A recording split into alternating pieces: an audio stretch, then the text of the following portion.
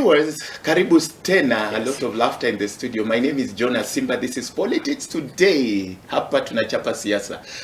Feel free to chapa siasa with us here with Jeffrey Otieno, my favorite political analyst, by the way. 0111980384. Start with the word politics. Hey, state of the nation. State of the nation, Jeffrey.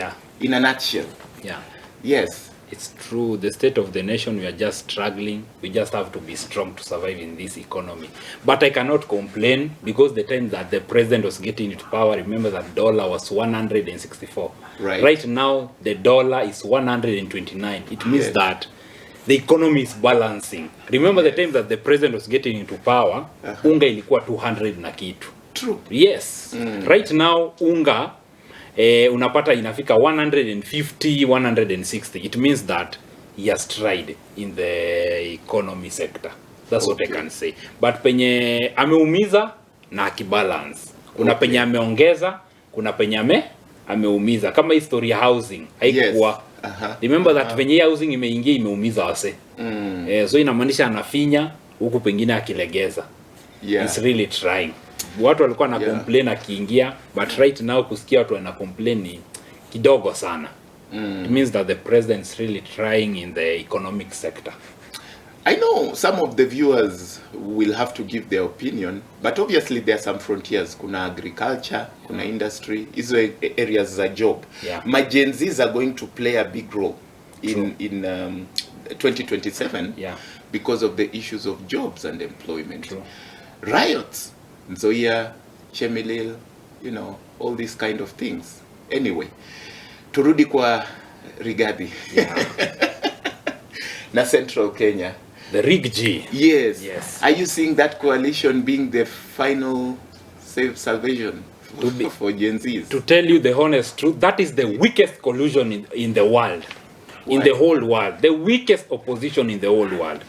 Why? I'm telling you this for free. The weakest ever. Why? Because when you see Rigathi Gachagua, as Rigathi Gachagua vied for any big political seat, this guy was just an MP. For an MP being ambushed to be a vice president, to be a deputy president. Yes. Many people would say it's that. Let's come to Kalonzo Musyoka. Kalonzo Musyoka has never ever gone to a rally by himself. He has never. Even Babu Owino went to a rally by himself. Peke yake. Have you ever seen Kalonzo Musyoka kienda rally peke yake? Eugene Wamalwa. What has Eugene Wamalwa got from Western? Kiti gani kubwa? Apart from quad devolution CS, the previous government. Let's go back to someone like Matiang'i. Matiang'i, I think he can do it. Yes. He can do it. Yes. Well, don't you see that this has to do with financing? I mean, doesn't it take too much to sponsor a presidency? It's very expensive. Yes. How many people in this country really have the ability to run a presidential campaign financially? We are talking of President Ruto, probably the former president, Kenyatta. And that is why someone would argue probably there is Uhuru's hand behind this race. Let me tell you something, Jonah. Yes. That about financially, it was back.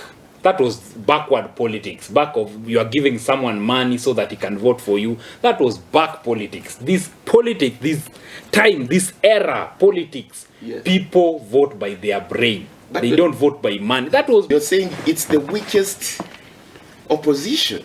Interesting. Yes. Why is that? I've told you the reason why.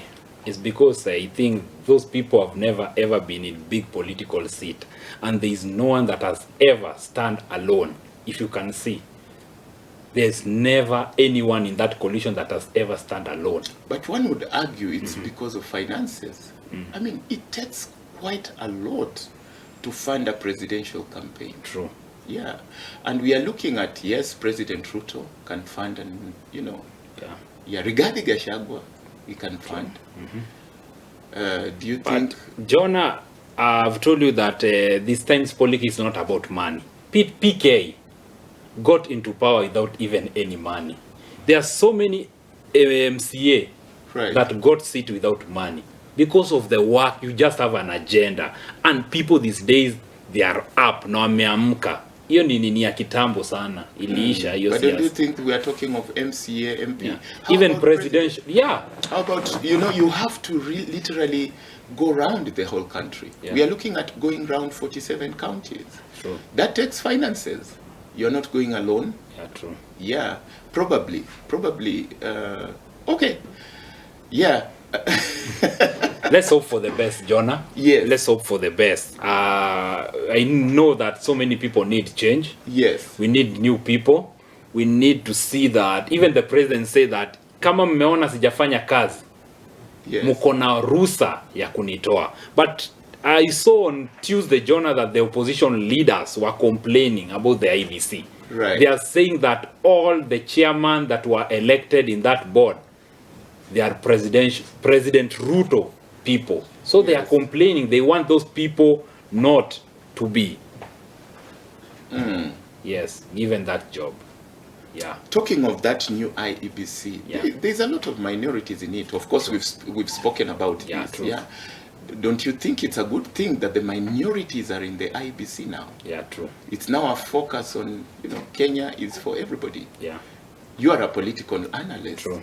And there is a political analyst who, Mutai Ngunyi, he has spoken about it. Yeah. He said there are many other edungs out there. Yeah. Of course, he was talking about the minority groups.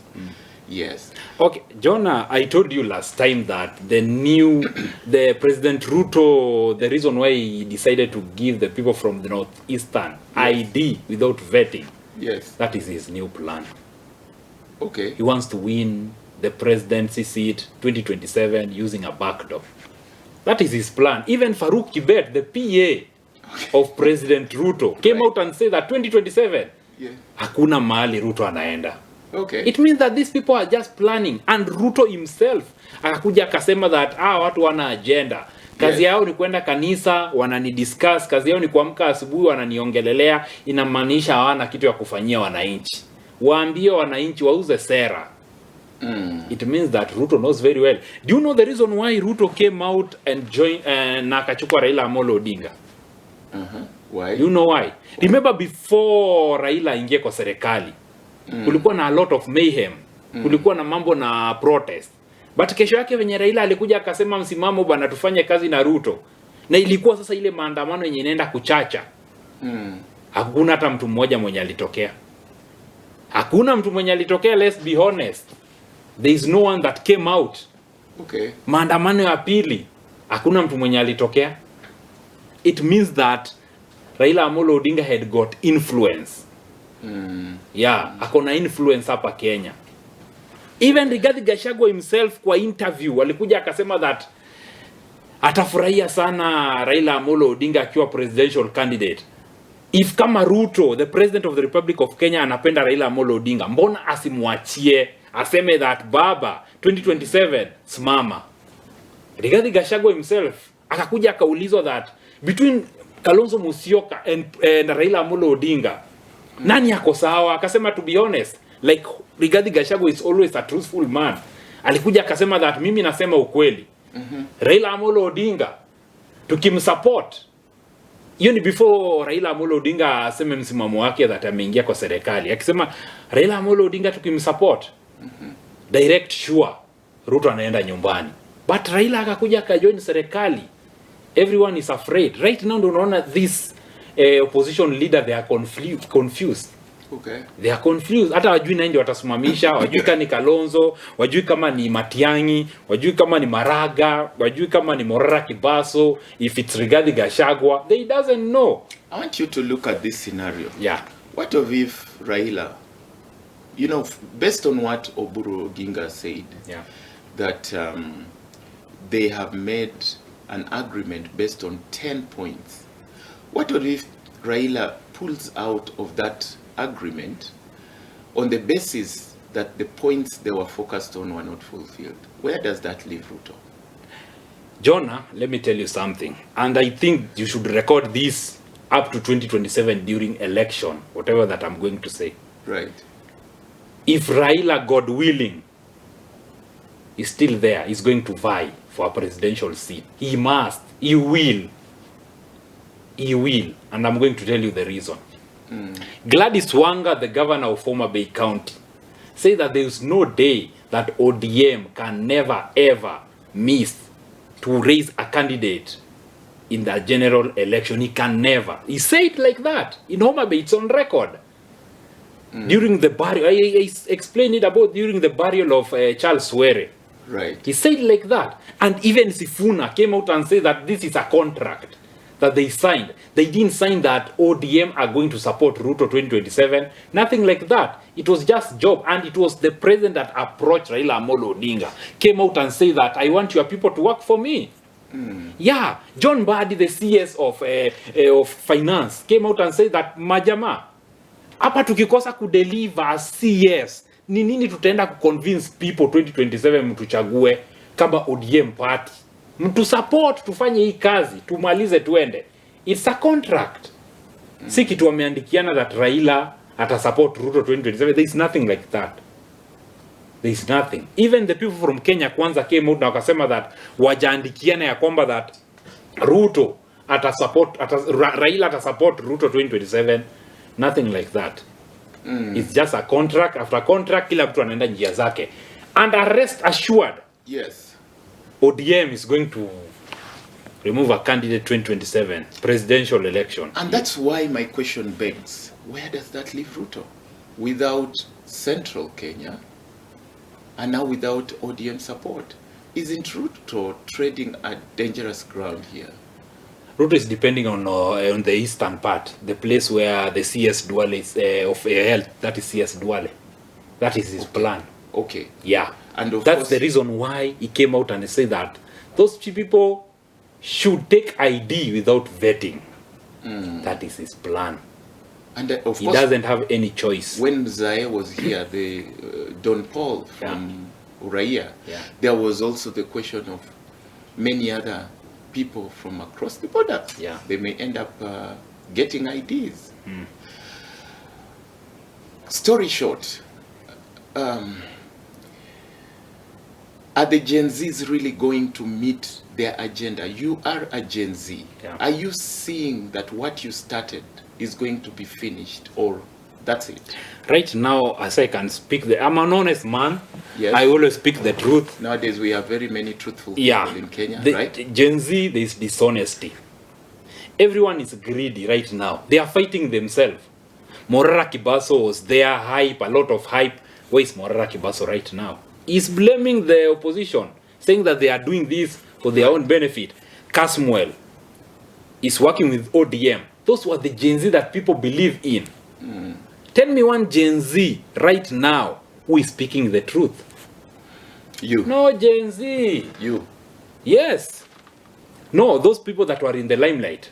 Casmuel came out and said that he was fighting for the Gen Z, but the guy was fighting for his own stomach. Morara Kibaso came out. People are right now calling him a con man. It means that disunity, there is a lot of disunity between the Gen Zs. There's a lot. Someone like Osama. Osama came out, the person that organized who is in 2X. He came out and organized how president can meet the Gen Z. The Gen Z came out and said that they are not going to attend that live meeting with the president. What happened?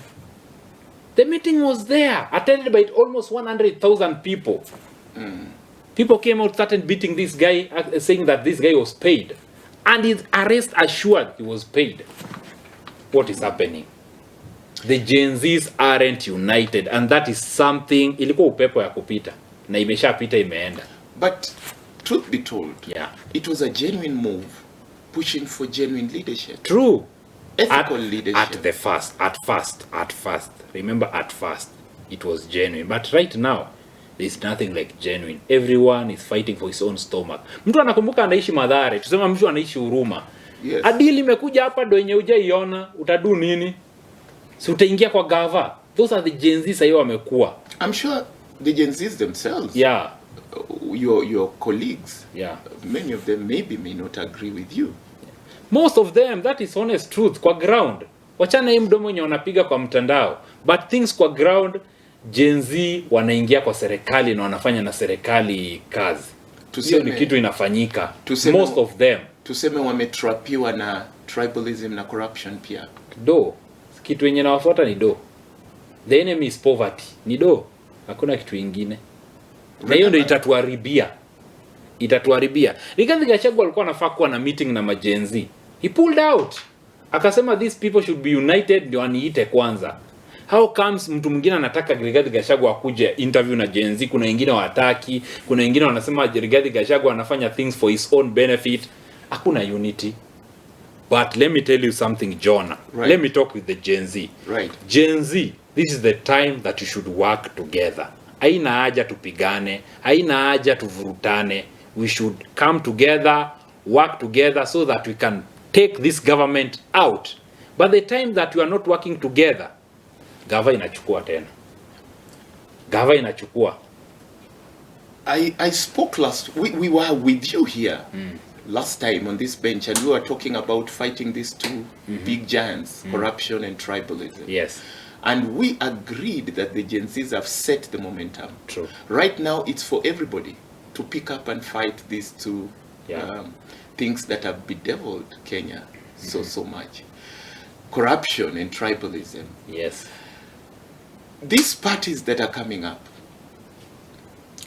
you're already seeing Gen Zs again getting into tribalism, apart from corruption. The best thing with the Gen Z, they are tribeless, like what we said. Gen Zs are tribe. John, acha nikwambie kitu. Unapata wale wazee wa kitambo wakipatananga na mtu mzee anamuulizanga kitu ya kwanza, unatoka wapi? Yes. Gen Z tunaweza piga story na hata we are not interested where you come from. We are not interested. Napatana na wewe leo, naongea na hata sikujui jina. Right. And we are vibing vizuri sana. We are tribeless. That is what the Gen Z tunajulikana nayo. Tribeless, atufuati msee yote, tuko kivyetu. That is the best thing with the Gen Z. What I can tell the Gen Z, tafadhali, tuchukue kura. And that means being partied, no longer partyless. Yes. That means Rigathi is forming a new party. Yeah. Today, yeah. Yes. So that means being I think partied. He has already formed. Yes. Oh, let's wait to see how that party will go. Okay. But let me tell you something. I'm a honest man. 2027. So many honest people in Kenya. The party of Rigathi Gachagua in the Mount Kenya region is going to be having more MPs. Yes, we are about to wind up. Yes. Yes. 2027. Okay. Yeah. Take it to the bank. Okay. Okay. Wow. What is your opinion? Hi, Jeffrey. You always fire up the studio. Yes. What is your opinion? 0111980384. Start with the word politics. We have spoken about many issues here. So what's your opinion? This has been Politics Today. We've been with Jeffrey Otieno, political analyst. I keep saying my favorite political analyst. My name is Jonas Simba. Yeah, see you next week here on Politics Today. Bye-bye.